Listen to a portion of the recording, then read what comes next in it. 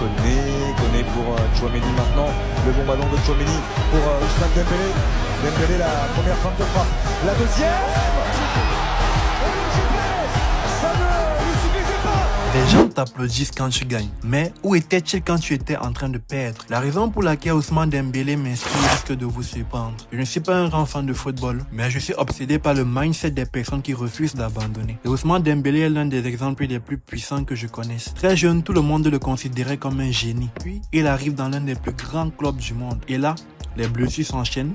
Les critiques explosent, les médias le détruisent, les supporters doutent. Beaucoup oublient même son talent. Puis, il rejoint le PSG. Et au lieu de répondre aux critiques, il travaille match après match, saison après saison, jusqu'à redevenir l'un des meilleurs joueurs du monde, au point d'être considéré parmi les favoris du Ballon d'Or 2026 et l'un des plus grands espoirs de la Coupe du Monde 2026. Pourquoi est-ce que cette histoire me touche autant? Parce que dans mon domaine, j'ai vécu quelque chose de très similaire. Depuis petit, beaucoup me considèrent comme un génie. Mais ce qu'on ne voit pas, ce sont les périodes où tout s'écroule. Les clients qui te trompent, les projets qui échouent, les difficultés financières, les examens ratés, les personnes qui disparaissent dès que tu traverses une mauvaise période. J'ai vu certaines personnes me tourner le dos quand mes affaires n'avançaient plus. Aujourd'hui, ce qui est fascinant, c'est que plusieurs de ces mêmes personnes reviennent avec des messages de félicitations, avec des encouragements, avec des compliments. Et je me pose toujours la même question. Où étiez-vous quand je doutais? Parce qu'encourager quelqu'un quand il est déjà en train de gagner, c'est facile. Croire en lui quand il perd, c'est beaucoup plus rare. C'est pour ça que le parcours d'Ousmane Dembélé m'inspire. Pas pour les trophées, pas pour le football, mais pour sa capacité à continuer quand plus personne ne croyait en lui. La réussite ne récompense pas toujours les plus talentueux. Elle récompense souvent ceux qui refusent d'abandonner. Alors souviens-toi de cette phrase. Les mêmes personnes qui doutent de toi aujourd'hui te demanderont peut-être demain comment tu as réussi. Est-ce que tu es d'accord avec ça ou pas? N'oublie pas de t'abonner, de liker et de partager. Objectif, les 10 000 abonnés avant la fin de l'année. C'était Abanda Camille. Ciao!